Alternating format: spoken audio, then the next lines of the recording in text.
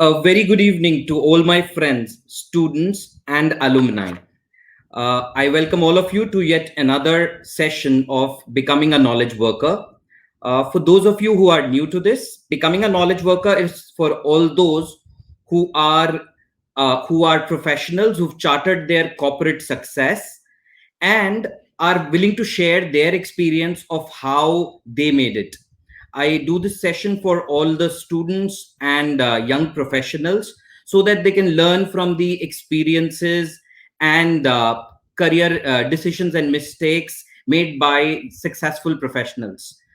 So, this session, this interview is about the first quarter of a professional's life, which is the age you are most likely to be in. So, I invite all of you to join me in this discussion and interview our guest today by asking questions in the comments.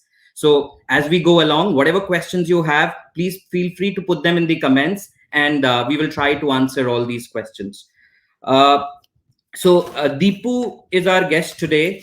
KV Dipu is a friend, a very dear friend for more than 5 years now. And one unique thing about him in all these 5 years has been he's never turned down a request. Whether it's been for coming to a conference organized by us or visiting TKWs for a guest session, he's always been up, ready and willing to be a part of it. So let me introduce you to Deepu. He finished his schooling and graduation in economics from St. Joseph in Bangalore and then went on to do his MBA from IIM Lucknow. Thereafter, he joined GE as a management trainee in 1996. And since then, he continued to work for that organization for 2 long decades. Post that, he made his first job change in 2016 to Bajaj Alianz. He's now serving this general insurer as a president, spearheading their digital transformation initiatives. He's also looking after community and the consumer engagement activities at Bajaj Allianz. He speaks 5 languages, amazing. And he serves HBR, McKinsey economist as the advisor. In his illustrious career, he has written more than 100 articles and an equivalent number of conferences he's spoken at. He has won countless awards, and out of those, a dozen have been in last 12 months alone. So I welcome you, Deepu. Let's keep this session informal and candid. We'll be talking not about your current organization. It is purely about how you made your career to what it is today. Thank you, So, Amit. Thank you for the warm introduction and thank you for the warm welcome. So, Deepu, tell me, were you always this sincere and hardworking, or there was a nirvana movement that happened in school or college? Good question, Amit. As you rightly said, it's good to have a conversation of this kind because I also go down, memory lane. I owe this to my mother, Amit. Basically, she was very, very focused on my education. So from a very young age, she used to be a strict, disciplinarian. Even one remark in the school diary, because those were days, when teachers would write remarks. Even one remark, and she'd get very tough. So I actually owe it to her. She ensured that I was always a studious, always studious at work. And she was one person who instilled the principle of no compromise on excellence. So I think I owe it to her, and I think I've always been like this. Fabulous. So, when you were in 12th, you must have faced this dilemma of choosing a course versus choosing a college. You took St. Joseph and you took BA in economic honors. What took Right. precedence? Was it the course or was it the college? Okay. I'll share a slightly interesting context there, Amit. Now, in 12th, you will not believe it, I got 99 in maths. Okay. Wow. And that was the time when, people were dying to get, admission into medical and engineering colleges. And I could have walked into any engineering college, right? But like you said, no, Nirvana moment, something just, came into me. And I realized, that engineering was not, possibly, something which I wanted to pursue. And I was keen on art, Malayalam and yeah, saying yeah. Absolutely. So, it was tough. Thankfully, my parents, supported me, because they said, yeah, ultimately you have to do what you want. But obviously, many people said, that, why are you not taking up engineering? People are dying to get into it, and you are getting it, easily. I said, no, ultimately it's about doing what I want. I did not visualize, myself on the shop floor, in terms of, just being, only with, tools, right? I enjoy people interactions, and then, I enjoy, a lot of activities, linked to people. So that's when, I decided to do this course.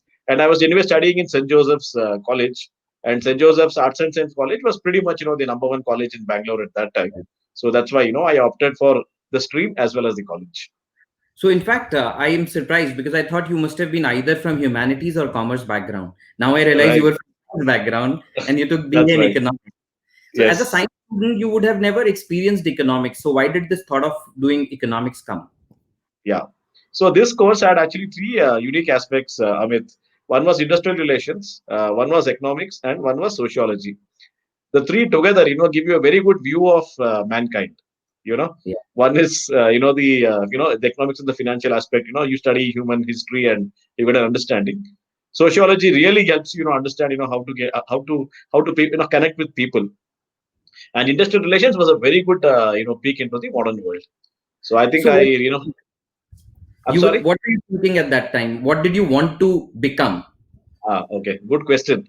So at that time, Amit, I was very keen on cricket and I was very keen on journalism, right? So I thought at that time I'll become a cricket journalist, travel the world, basically write about cricket, and actually, get paid for what I love doing, right? So I think that got into me. So apart from doing this, I also went for a few journalism courses, Oh, so outside of the BA course. so you're doing both these things now. You're doing a lot of travel, and I'm envious of that. And you're doing a lot of writing. So the travel and the journalism continues, though the segment has changed. Now it's in BFSI. Yeah, you could say that, in a manner of speaking, yes, you are right. Yeah, ultimately, I guess, we all find ways to, find a way to, enjoy what we do, but within the, larger context of, the workplace that we are in. Last time I went to Singapore, I took a hotel based on your TripAdvisor recommendation. I said, okay, Oh, if thank you so much. people stayed here, then probably it's safe.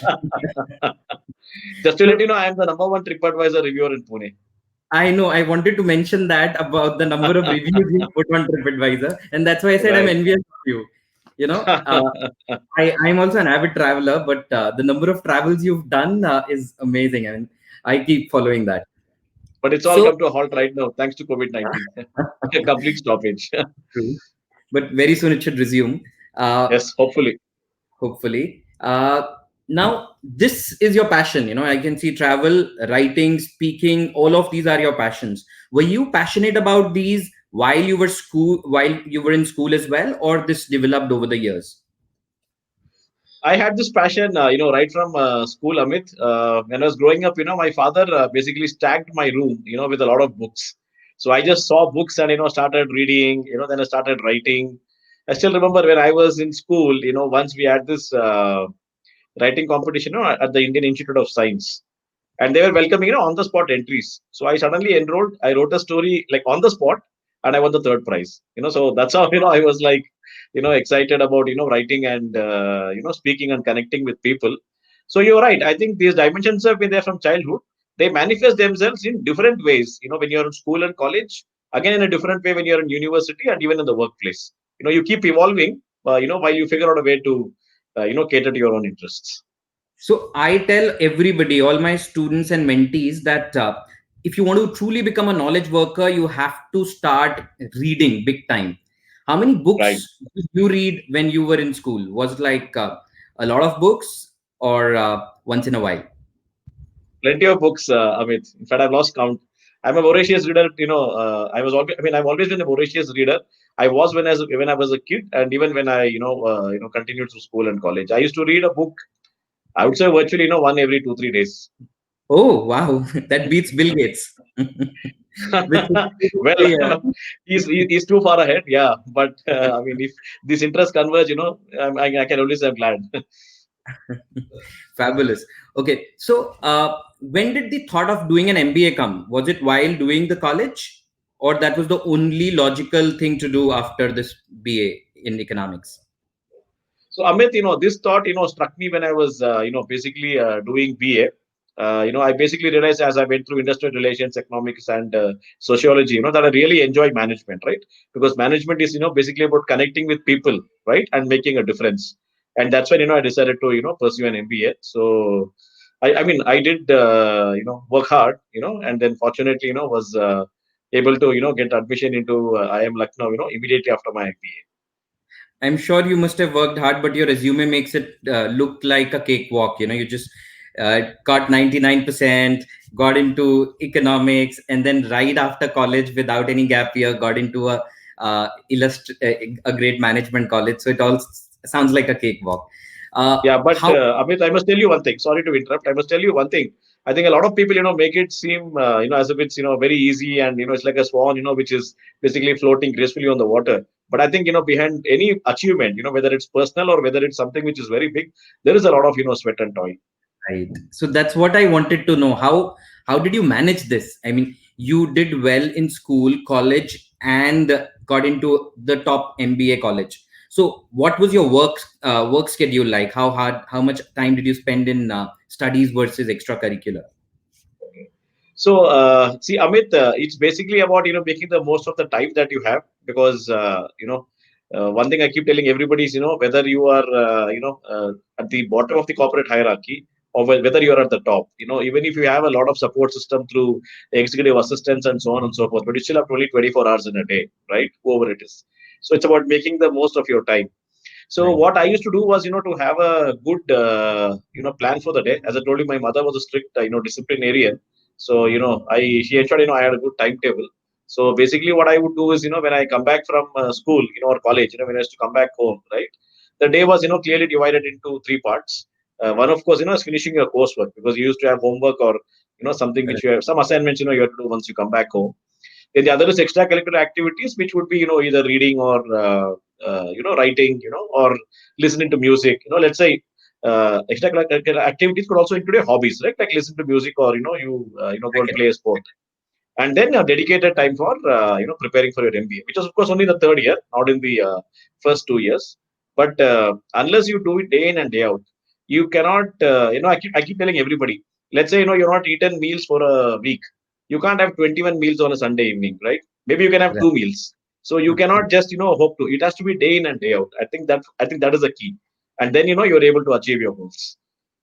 True. A man is a product of his habits, Yes. and I think these habits that you developed early in your career have helped you reach your current position. Uh, I want to understand that after the MBA, you got a campus placement with GE as a management trainee, Right. Right. and from there you went on with the same organization for 20 long years. I mean, Right. today a typical average professional works for 1 to 3 years and moves on to a new organization. So, Right. what kept you motivated? Did you never feel like switching? Yeah. See, there are multiple factors which go into any such trend. See, one is your inherent traits, right? So loyalty is something which comes very natural to me, right? I've always been very passionate about. I keep telling my team as well, my country, my company, my function, right? You got to be passionate about it. So I guess that's something which comes. The other is Amit. G was an ocean, right?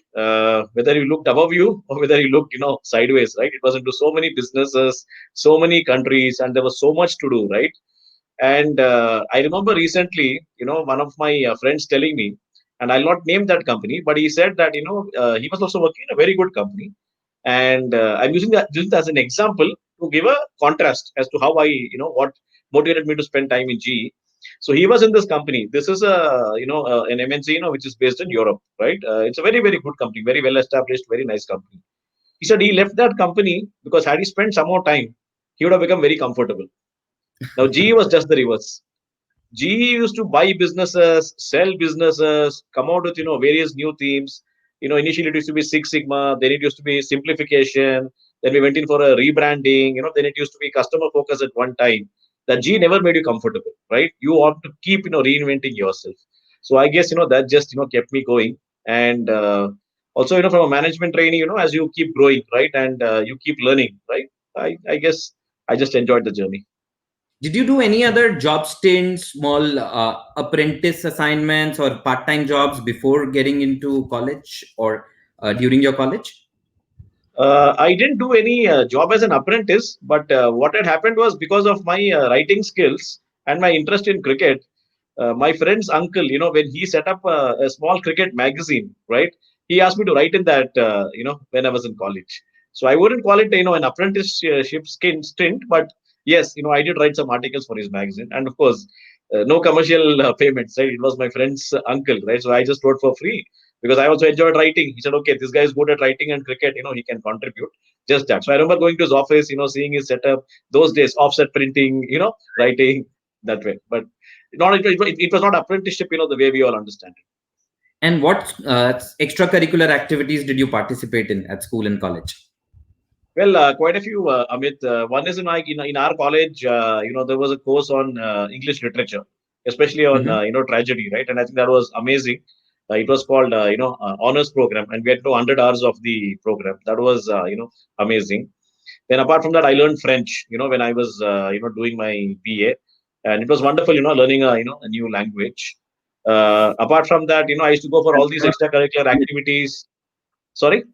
Shamapit Amit, I'm also trying to learn French right now. Oh, okay, but I've not brushed up my French for many years now, so I'll have to do a course to kind of get my basics back. Right, I've not spoken French for many years, and then I used to go for all these college competitions, right? Like debates, essay writing, 20 questions, just a minute, so on and so forth. So I guess all of those activities. Apart from that, of course, those were the days when you didn't have social media and WhatsApp, so you also just hang out with your friends, right? Just having discussions, on a cup of coffee, and generally just maybe going for a trip outside town, right? Those things which you miss today, Right. because What those I days are think, different, and also now it's different because of COVID-19. yeah, but those same extracurricular continue today also. If I see the kind of activities you're doing, it's not changed. Yeah, And but the only thing is, my wife keeps telling me, that I can spend more time with the family. So that is where I'm saying that, it's not like those days. Those days there was no one to, come and talk right. about work-life balance. My wife and kids, keep telling me saying, you can spend more time with us. So which is where Mhm. I'm not sure if I can say that, I'm fully into, activities the same way that I was, before. So, your mother was a disciplinarian. Your father stuffed the room with a lot of books. Did you often get scolded by them when you were young, or were they very liberal with whatever you want you can do? See, one good thing about Amit is, my parents gave me a lot of freedom. Okay, from a young age, they gave me a lot of freedom because I see that, with a lot of my other friends, they would have, night curfew, come back home at a certain time. My parents gave me a lot of freedom, and the good thing, I never misused it. I Mhm. ensured, that because they gave me freedom, I was very grateful to them. I saw my friends not having freedom. I studied well, I did pretty well in all the activities. So, they weren't, so I didn't get scolded in that sense, because typically you get, a lot of scolding if you get freedom and, you're missing out on your core areas. I was pretty much in control because I was quite a conscientious, self-driven kind of a person. So that way, I wouldn't get scolded. Of course, you will always get some scolding from your parents for some, minor things, right? Maybe you went somewhere, didn't inform them, maybe you didn't keep in touch with them those days, right, when you have to rely on Right. trunk calls and STD calls and all that, you'd get scolding for those things, but not for performance issues.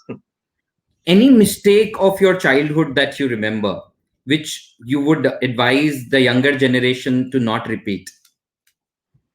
Yeah, good question, Amit. I think we all make a lot of mistakes, right? I think there are two things, Amit, which I realized, right? See, we all grew up without mentors, right? For us it was all about, because we all came largely from middle class families, and we only get inspired by books and our environment, right? If somebody can proactively go out and choose a mentor, early on, right? I think it goes a long way. One is a person can, help you from his or her experience, and the other is, it just guides you in a better manner. That is one. The second is, and I guess, so what happens is that we also tend to give a lot of importance to formal learning, because you're in a school, or in a college, you learn this in a textbook. The printed word has more credibility than the spoken word. This is something where you passed out, right? I think we tend to dismiss, let's say, grandmother's tales of wisdom, or what you pick up from people around you. I think it's very important to learn from that as well, because school, college, formal education give theory, but I think what you learn from people around you, it gives it a practical mix. So if you have a good mix of both, strong theoretical foundation, but aided by a very pragmatic, street smart, so to speak, sense, I think it just sets you up for, better success. That's really wise advice from you. Uh, Thank you. when you were in the campus, were you anxious about whether I'll get placed or not? Or were you very sure that that's not a big problem? I'll definitely get a job. So, Amit, when I was in college, I did not think about placement because I knew that I would definitely want to study, right, rather than start working immediately after graduation, right. So, as I told you, in the first 2 years, I kept myself busy, right. I learned French, I learned English literature, right. Apart from, of course, doing my coursework. And in the third year, I of course plunged myself headlong into preparation for CAT, right. Hmm. So that way, when you keep yourself mentally focused and busy, then your anxiety tends to dip. What happens is, anxiety levels rise when you are only worrying and not doing, right. I mean, if you kind of shift from worrying to doing, then your anxiety levels tend to dip. Of course, I mean, every person at a certain stage does go through, because nobody can give you a guarantee, right, that even if you work hard, the results will always come your way. So to that extent, that anxiety would always be there, right? Whether you finish your 10th standard exam, 12th standard exam, right, when you write the CAT or anything, I mean, that will always be there in any human being. Nobody can say for sure that everything is fully in your control. But I think if you try and work hard, then the performance anxiety can be minimized. And when you were in IM Lucknow, did you just lap on to the first available job and got into GE, or was it a thoughtful strategy? So, Amit, see, we have to understand how the landscape was, because we have to go back in time, right? This was much before the dot-com era, much before Y2K, right? This was much before the advent of tech, right? Because when I passed out 96, Amazon Yes. was just set up in 94, right? HDFC Bank, ICICI Bank, all these banks were just set up 94, right? Imagine they were all just 2 years old, right? So And at that time, internet financial started in, services. I'm sorry. internet had just started in India in Yeah, just 1996. started exactly. So financial and McKinsey, for example, had just entered India, right? Yeah. So financial services, at that time, was pretty much, the biggest area of focus, for most people. So I think the sector, I think for most people was financial services. I think within that, people were, basically, trying out, various functions. Like some people are very keen on investment banking, because obviously it was very lucrative. Some people very focused on treasury, because, there are a lot of interest in that. So that's why for me I chose this particular area, because financial services was pretty much the this one. Of course, your FMCG, but then FMCG was not my cup of tea. For me it was more financial services. So that's why I chose this. So if you look at it that way, yes, for me G compared to FMCG, because FMCG wasn't really my default option, so to speak. So when did you become a banker? In first year of MBA, in your mind, Well, because you could say second year, because first year, it was general. All of us, were, kind of, it was a discovery process. And then also what helps is, that, where you do your summer training. So I did my summer training with Kotak. And that was the first time I worked, so to speak. so Even it was summer training, but I worked, right? Because you are doing 2 months working, doing research, developing a report, presenting, to the top management of the Kotak branch that I was in, right? So that way it gave me an exposure. And the second year when I chose, finance, as one of my electives, I guess, that's when, I become a, banker in the mind. fabulous. What are the three skills that you think have helped you reach this level of success, and you would like to share with other youngsters? So, Amit, I think one of the most important facets for anyone, I think, is authenticity. I think you just need to be authentic. Every person is unique. There's no point in trying to be somebody else, and trying to copy, right? Just be yourself. Why would you be, afraid of putting yourself out there, right? I think that's one thing which is very important. Second, I think, is communication. I think communication is a very underrated, skill, because most people think of, strategy. Most people think of expertise, right? But I think communication is very important, because unless you express, right, how will the other person know what's going on in your mind, right? So I think communication, I think plays a key role, right, in everything that you do. Third, I think, is just the the absolutely raw element of hard work. Whatever task is given to you, you have to do to the best of your ability, right? Because there are no shortcuts there. And, while technology can help you overcome many things, right? There's no substitute for hard work. So you just need to, work hard. So I'd say, these three things: work hard, be authentic, and communicate. Fabulous. Now, you grew up, you grew from a middle class background to become president of a company. So, did you make your way up thoughtfully, or it just kept happening?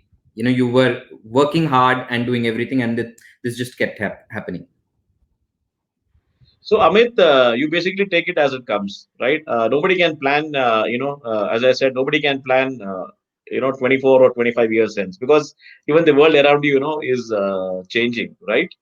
So what you do is you basically have a plan, let's say, for the horizon that you can see, which is, let's say 1 year, 2 years, 3 years, right? And then you focus on short-term goals. Then when you accomplish them, and as you finish 1 year, then you try, and then sometimes you modify your goal because you realize that the world around you has changed, right? So you take it step by step. And I think as long as you have a clear line of sight as to what you want to do, but you're flexible about how you want to get there, then it's a step by step process. Great. Did you face a career dilemma in the first 20, 30 years? Like till you were 30, that am I in the right direction? Yes, Amit, I think everybody goes through these dilemmas, because what happens is, as I told you, when you go through your career journey, there are also moments when things are not in your control. So let us take, for example, the global financial crisis, right? At that time, it was just, pandemonium all around, right? I mean, they were like companies which were just, falling by the wayside, right? So those are moments when you really think about, what are the next steps, then you start to reflect on your journey, right? So on and so forth. So I think, one is that. The other is, when you have personal, shall I say, milestones, right? Like when you get married, right? Then you begin to think, because till then you could, fully be in your career. But once you get married, then you start to think about, how much time do you give to your partner, right? And if it was not about giving time, then why get married, right? So you think about those things. Then when you have kids, right? Then you think. So I think these personal milestones, they tend to make you reflect. It's not about, whether you did something right or something wrong, but you start to think about various aspects, and then you make a decision, and then you proceed ahead. So, how did you gather yourself back and gather that courage that, okay, this is what I'll stick to? I will not make a course change with all the financial crisis that happened, twice in your career. So Amit, one is obviously to gather all the information that you can, right, which is very Mhm. important, because I think as long as you can use data and not focus on emotions, right, I think you'll make a more informed decision. Right. Second is, we need to, if you remember, you have learned in school and college, right? Sometimes when you get upset over a very small thing, somebody says, think 5 years hence, would you be upset about this? And then you will say, no, I'm not going, I would not have been, I mean, I'm not going to be upset 5 years later if I think, that I got very upset, that my mother did not give me my favorite candy, right? So when you sometimes think about, the impact of this, 5 years from now, then you get a, perspective. The third thing I think is not to get emotionally charged, because what happens is a lot of people is they get emotionally charged. Emotions get the better of you. Now, what happens when your emotions get the better of you? Your logical mindset gets suspended, and then you take a decision which is not in your best interest, right? That's standard classical we learned at school. When you're angry, count till 10, right?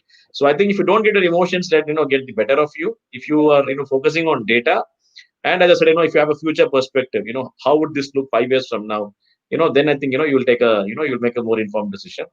And importantly, if you have somebody you can confide in, speak to them. I think it's always good to get a perspective, right? And that person doesn't necessarily have to be somebody older than you, right? It could be even a junior whom you trust, because there are smart young kids today, right? So could be anyone, could be older, could be your peer, could be somebody whom you trust. So the key point is trust. That person should have your should be a well wisher. Then I think you can sail through. This is a question I'm handling from a lot of young professionals these days, because Right, everybody is uncertain because of the COVID scenario. So right. I think your suggestions will help me answer that question better. Yeah. One Sorry, of my sorry, Amit. Since you said youngsters, just one point I want to make: be decisive. I think a lot of people collect all the information, but they don't decide. Right. Whatever information you have, decide. Because if you don't decide, it's okay. It may not be the best decision, but with the available information that you have, please decide. Sorry, I just wanted to make that point because you said, a youngster spoke to you. I think it's important to let them know. Absolutely. So, one of the student is asking right now, Right. did you get into sales early in your career? Did you Yeah. get that? Yeah. You, So Amit, when we started our career when I started my career in GE, GE basically, wanted all of us to, do customer facing roles because at that time, they said if you don't understand the customer, then, how will you tomorrow, develop products, for, customers, right? So we were in customer facing roles, right? And we learned, how the entire customer procurement business happens. And in hindsight, when I look at it, I think the fact that I had customer facing roles really helped me because once you know the sweat and toil, which goes into the field, when you face customers, then later on, when you build products and processes, they are not made, from the comfort of, the four walls, but it's because, you've had, actual live experience. So I think doing customer facing roles at the start of my career certainly helped. so I always believe that to be on top, you have to get into a customer facing role, a sales Yes. kind of experience early in your career. Yes. Uh, so how was that experience? Did you like it? You did not like it? Did you want to run away from it? Yeah. See, I may not be able to look at it only from that dimension because what we need to understand is at that time, right? When we began working, right? It was the first job that we were doing. So at that time, we were not thinking about, whether this job, is from this function or it is from that function. It was all about saying that, okay, fine, we have learned all these concepts in school and college. We've had good academic records. That's why we are here. Now, how do you apply it, and make it work? And that's when you realize, that the real world, is very, different, right? That person, who you go and meet, a customer out there, right? For him, it doesn't matter, which B school you come from, or how accomplished you are. Are you able to solve this problem? Right. So, it was more from that perspective. It was not about thinking, about, whether, should I do this role or should I do, some other role. It was about making a success, of that role. That was what was going through in my mind at that particular point in time. And if I remember, you were into automobile finance. See, I was initially in G Capital's lending arm, retail lending arm. So we used to basically lend across the entire spectrum, whether it was automobile financing, whether it was white goods, whether it was personal loans. Right? It was basically into retail finance, right? And then I moved to the card side of the business, where we have which is again a very big platform that we have. So, in automobile finance, how did you succeed? Like when you had no exposure of sales, it was completely new to you. So, how did you succeed in that role? See, I think the key, which we have always realized, one is to keep the customer in mind, right? If you keep the customer in mind and realize, that he's the reason you exist, I think then it makes it simple from many perspectives, right? Keep the customer in mind. The second, one very good thing which I learned in GE is, try and convert everything into a process. GE was very good in terms of, teaching how to convert everything into a process. So the moment you convert everything into a process, it becomes consistent, it becomes repeatable, it becomes stable. Keep the customer in mind, convert everything into a process, and then, Six Sigma. What is the concept of Six Sigma? If the input and the process are really good, there is no way the output can go bad. So I focused on that. Because I also did a stint in Six Sigma. I guess, that's how it helped. Terrific. What last word of advice you would want to give to all the people who are either in the beginning of their job or are seeking job at this point of time? I think one is, Amit, while it's sometimes very difficult to practice, right? Because we all go through our dark moments. I think is to have belief in yourself. Because I think if you do not believe in yourself, it starts to reflect in ways that you don't realize, right? Because if you start to believe that, you know, uh, you don't have it in you, right? You will convey that to the world, and then the world will, reflect, your belief, right? So I think believing in oneself is important. At the same time, when you believe in yourself, it should not go from confidence to arrogance because we need to always be grounded and humble, right? Anybody who's arrogant should understand that there's always somebody above you, right? Even if you are whatever, right? There is somebody always above you. So I think it's very important not to have arrogance. It's about being humble. Because one thing which is very important today is, and I sometimes, find this when I speak to some people, and they say, they are distinguished experts and they know everything. The world is changing, right? So today, no matter how old you are, how accomplished you are, right? The attitude should not be that I know it all. It should be that, I'm going to learn it all. So you can't be a know it all. You have to be a learn it all. So I think if you have belief in yourself, if you're grounded enough to be confident but not arrogant, and if you say that it's not about being a know it all, but about having a learn it all attitude, I think you can sail through. Great. Thank you so much. It has been really wise and invaluable pieces of wisdom shared by you. I am sure all the job seekers and young professionals would have gained a lot from this conversation today. I'm very, very thankful for you to have joined us today. Thank you so much, Amit.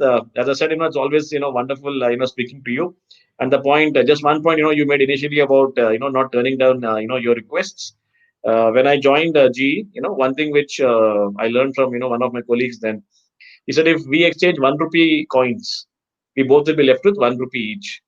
But if we exchange an idea each, we'll be left with 2 ideas each. So I think that's the Great. whole beauty of knowledge. It goes to distribution. So I think should always be very keen in terms of sharing our knowledge, right? Because then you benefit someone, right? If if somebody is benefited by that, I think the joy of that is immense. So, all of you who were watching this, thank you so much for joining us. I end this with Deepu's final quote.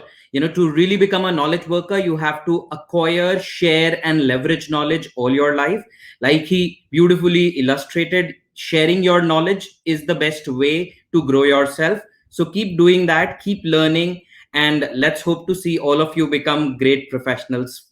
Thank you so much. Bye bye. Bye, Amit, and all the best to everybody out there. Thank you. Bye.